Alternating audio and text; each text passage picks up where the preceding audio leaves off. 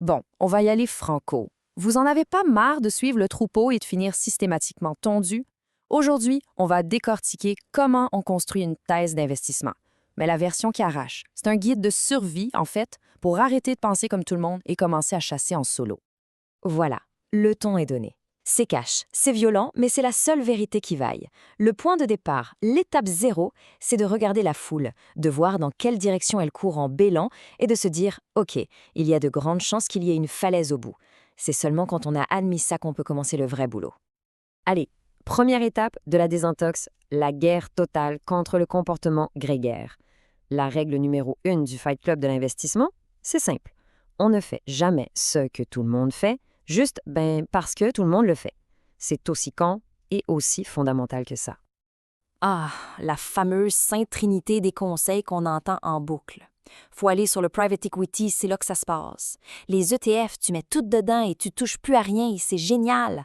Hey, t'as pas vu le dernier machin à la mode, faut y aller. C'est le bruit de fond permanent, le brouhaha des suiveurs qui se refilent les mêmes tuyaux percés en boucle en espérant que ça marche. C'est pathétique. Face à ce vacarme, il n'y a qu'une seule réponse saine, une seule réponse instinctive, un non, ferme et définitif. Pas un non, mais peut-être, pas un je regarde des non, un non qui vient des tripes. C'est le meilleur filtre anti-connerie qui existe. Si tout le monde se jette dessus, c'est que le truc est déjà trop cher, mal compris ou que c'est une future merde. Point. Bon, maintenant qu'on a posé les barbelés, on passe à l'arme lourde, l'arme de destruction intellectuelle massive, le doute. Mais pas le petit doute poli du dimanche, non. Le doute systématique, permanent. L'esprit de contradiction comme philosophie. C'est la seule arme qui tient la route face aux certitudes des autres. Et ça, il faut bien le comprendre. Se faire appeler Monsieur Anti-Théorème, c'est pas une insulte, c'est un putain de super pouvoir. C'est l'état d'esprit de l'anarchiste intellectuel. Quand on lui présente une vérité toute faite, une règle d'or, son premier réflexe, c'est pas d'y croire, c'est de chercher la faille. C'est de démonter le truc pour voir si les fondations sont solides ou si c'est du carton-pâte. Allez, petit test rapide. Un truc de base appris à l'école, histoire de voir si le troupeau suit bien.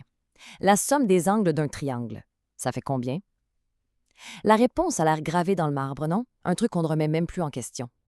Bah oui, 180 degrés. Évidemment, c'est ce qu'on nous a rabâché depuis la 6e. C'est la base de la géométrie euclidienne, le socle sur lequel on a construit une bonne partie de notre vision du monde. C'est simple, c'est propre, c'est une certitude. Ça rassure. Et bim, perdu. Ou en tout cas, pas toujours. Cette grosse croix rouge, elle est là pour dire une chose fondamentale. Il suffit de changer les règles du jeu, de changer de terrain, par exemple en passant une géométrie riemannienne, pour que cette vérité absolue s'écroule comme un château de cartes. Sur une sphère, la somme est supérieure à 180. C'est ça, le terrain de jeu de l'anarchiste mathématicien.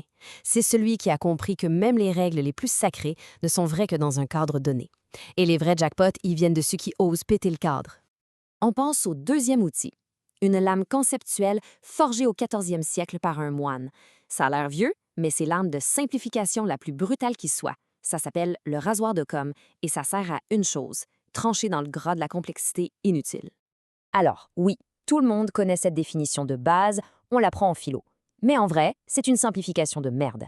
La vraie puissance du rasoir, c'est pas juste de dire « prenons l'idée à plus simple ». Non, c'est un processus actif pour virer toutes les hypothèses superflues, toutes les couches de jargon, tout le blabla, jusqu'à ce qu'il ne reste que l'os, l'essence pure du problème. Et ça nous amène à la différence la plus importante entre les amateurs et les pros. Le mouton, il passe 100% de son temps à chercher la solution. Il veut le nom du titre qui va exploser, la stratégie miracle. Le pro, lui, la solution, il s'en branle pour le moment.